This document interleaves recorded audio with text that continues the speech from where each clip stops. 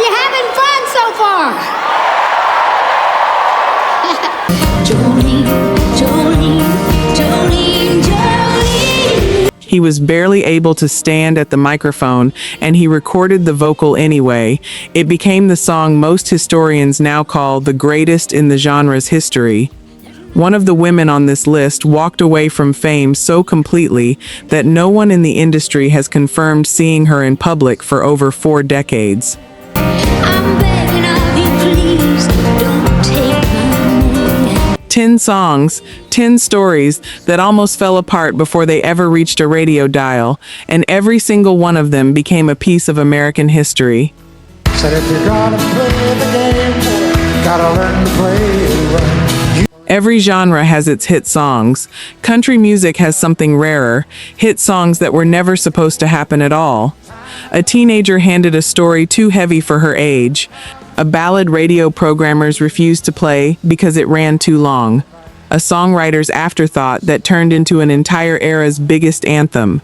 You got to know when to hold it. Know when to hold it. These aren't rumors pulled from message boards, and they aren't studio legend dressed up for effect.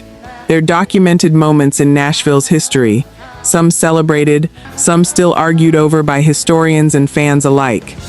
This is Spotlight Archives, and this is where those stories get told in full, starting with a 13-year-old girl who was handed a song about a woman's unraveling mind. Stop loving her today. Before we open the archive, if a story like this deserves to be remembered properly, subscribing costs nothing. Subscribe to Spotlight Archives. We uncover the stories behind country music's greatest songs, the decisions, struggles, unlikely turns, and forgotten moments that never made it into the spotlight. Because sometimes the most fascinating part of a classic isn't how it became a hit, it's how close it came to never happening at all. All dressed up to go away. Number 10, Delta Dawn, Tanya Tucker, 1972. Delta Dawn, what's that flower you have? Most 13-year-olds in 1972 were worrying about homework and curfews. Tanya Tucker was standing in a Nashville recording booth, preparing to sing about a woman decades older than herself, a woman still wearing her wedding dress, still waiting for a man who was never coming home. Be a painted rose from days gone by. Delta Dawn wasn't written for Tucker specifically. Songwriters Alex Harvey and Larry Collins had built it as a haunting character study of abandonment and fading sanity. Handing that material to a barely teenage singer was, by any reasonable industry logic, a gamble. Record executives weren't in the habit of putting a child's voice behind a story about lost love and mental collapse. She's 31 and her daddy still calls her baby. The gamble paid off. The single became a top 10 country hit, and Tucker became one of the youngest artists in the genre's history to reach that chart position. But success arrived with a cost that isn't always mentioned in the retrospectives. Almost overnight, Tucker stopped being treated like a child and started being treated like a commercial asset. Delta Dawn, what's that flower you have? The industry that built her a career wasn't built to protect a 13-year-old from what came with it. The next story on this list is about a different kind of gamble. A songwriter betting his entire vision on a ballad radio programmers were sure would never get airplay.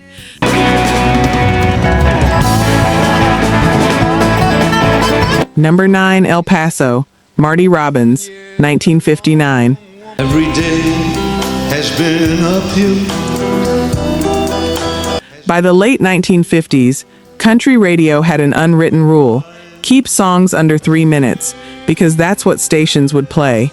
Marty Robbins wrote El Paso as a full narrative: a cowboy, a woman named Felina, a gunfight, and a death, told across 4.5 minutes with no shortcuts. We climb, but we can't reach the top. Label executives worried it simply wouldn't get airplay. Robbins recorded it exactly as he'd written it anyway, betting that the story mattered more than the runtime. Radio stations played it in full. Audiences didn't skip past the extra minute. They leaned into it. She just smiles when I want to. El Paso went on to win the very first Grammy Award given for Best Country and Western Recording, proving that country listeners weren't looking for shorter songs, they were looking for better ones. Robbins kept the song in his live sets for the rest of his career, closing shows with it decade after decade, until it became less of a hit single and more of a signature the rest of his catalog would always be measured against. With love that strengthens my life. The next entry almost never made it to a superstar at all. It was written for a barroom crowd, not a legend, and other artists turned it down before it ever reached the man who'd make it immortal.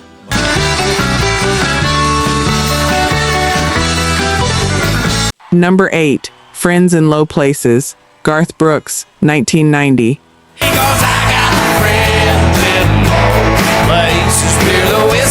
Here's the detail longtime fans are often surprised by.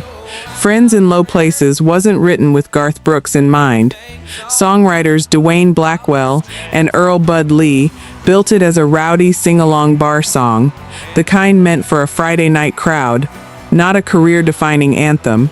Other artists had already passed on recording it before Brooks ever heard the demo.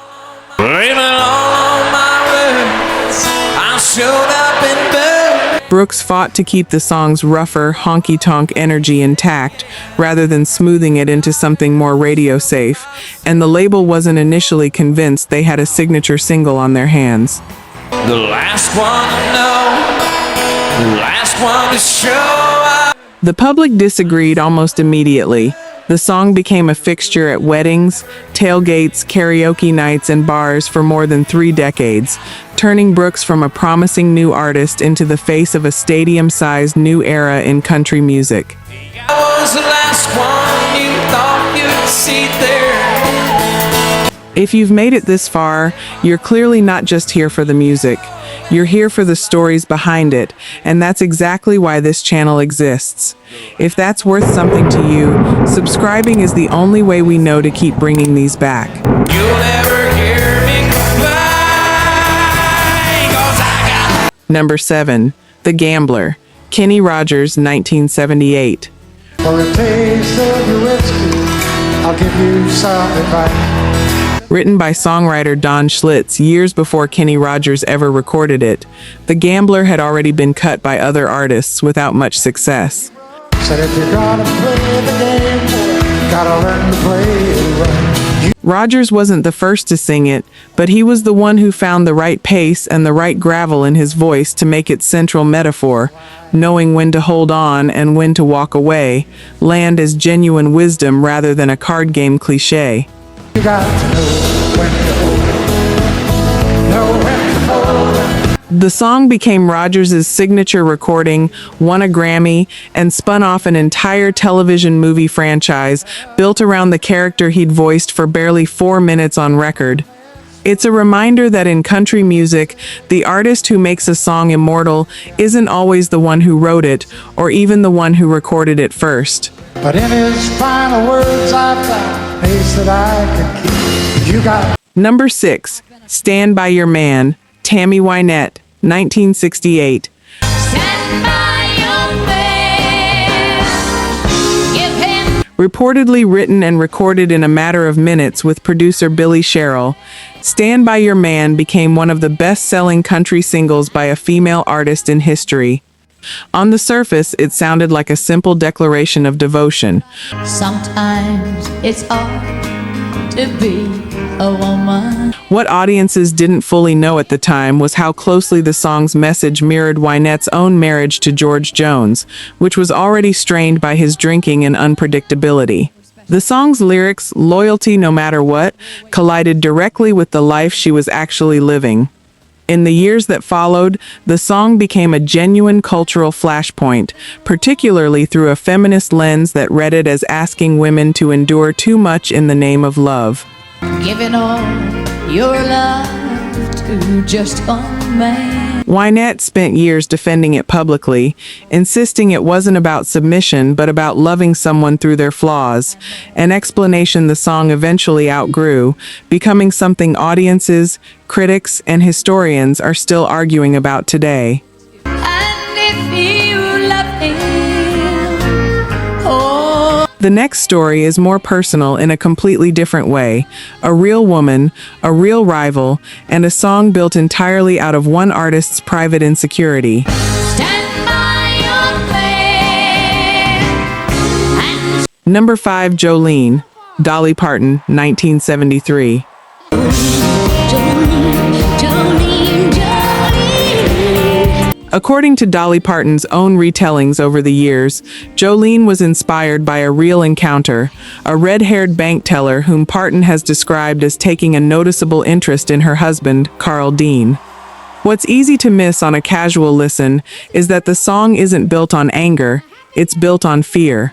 The narrator isn't threatening Jolene, she's pleading with her. I'm begging of you, please don't take my man. That vulnerability set the song apart from every other jealousy anthem on country radio at the time, and it's likely why Jolene went on to become one of the most covered songs in American music, recorded across country, pop, rock, and R&B for decades afterward.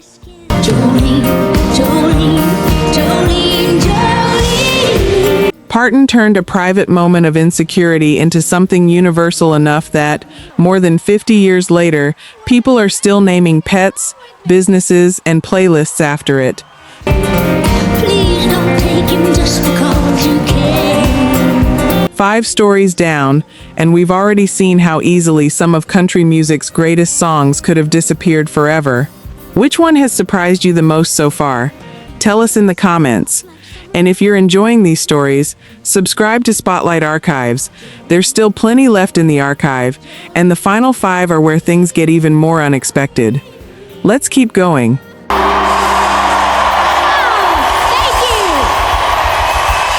Number 4, Coal Miner's Daughter, Loretta Lynn, 1970.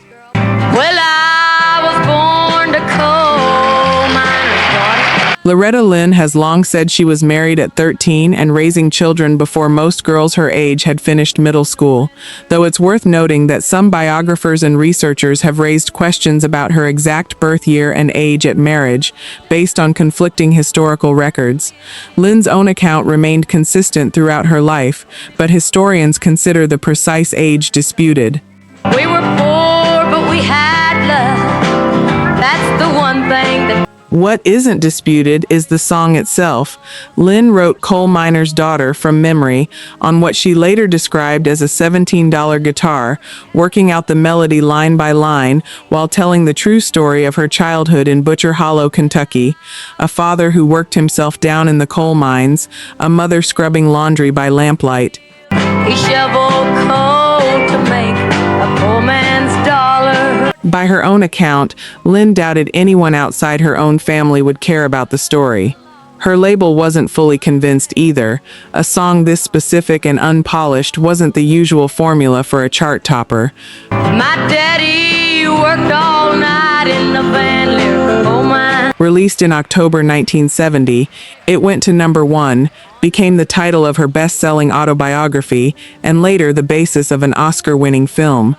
Lynn didn't stop at her own childhood. She kept writing about subjects country radio didn't want women singing about, including birth control and alcoholic husbands, and several of her most direct songs were banned outright by radio stations across the South. She kept writing them anyway. Mommy rocked the babies at night and read the Bible by the The next story is the strangest one on this list, not because of what happened in the recording booth, but because of what happened to the woman who wrote it, years after the song made her famous.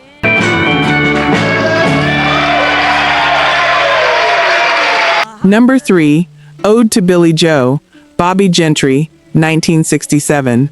Billy Joe never had a lick of sense. Pass the biscuits, please. By the early 1980s, at what should have been the peak of a decades-long career, Bobbie Gentry simply stopped appearing in public. No farewell tour, no announcement. According to journalists who have tried to track her down over the years, no public sighting of Gentry has been confirmed by the music industry in more than 4 decades. Today, Billy Joe McAllister jumped off the Tallahatchie Bridge. The woman who wrote one of the most famously ambiguous songs in country music history became a genuine mystery herself. By most accounts from those who covered her career, her withdrawal wasn't about a loss of talent or opportunity.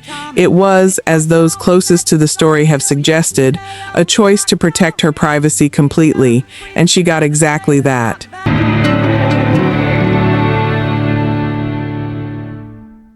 Number 2, Crazy. Patsy Cline, 1961. Crazy, I'm crazy for feeling. In 1961, the man who wrote Crazy wasn't yet the songwriting legend he'd become.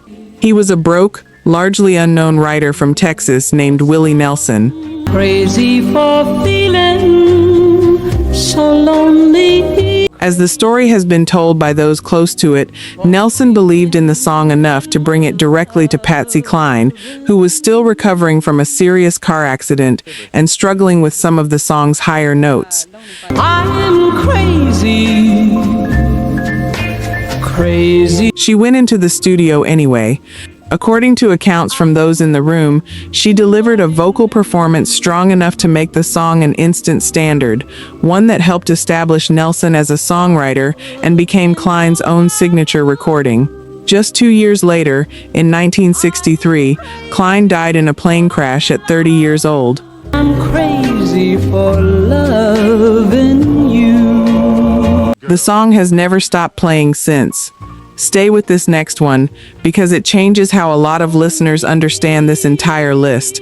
The story behind the song most serious country fans call the greatest ever recorded.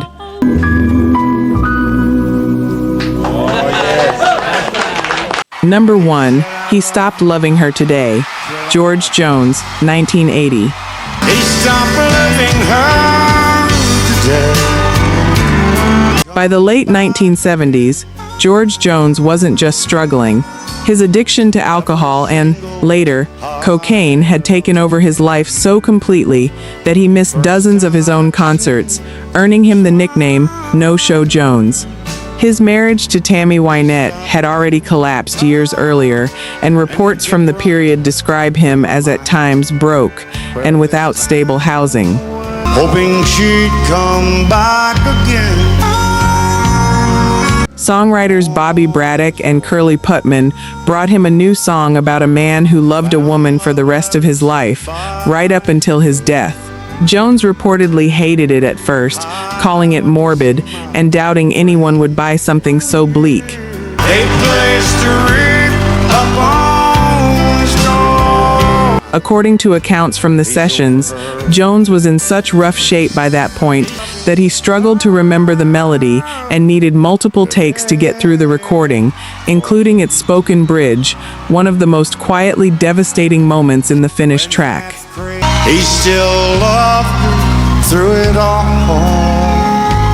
The song reached number 1 in 1980 and won Song of the Year at both the Country Music Association and Academy of Country Music Awards in consecutive years. Jones later said in his own words that the song didn't just slow his decline, it saved his career. Soon they'll carry him away. He continued performing for more than 3 decades afterward, moving in and out of sobriety before passing away in 2013.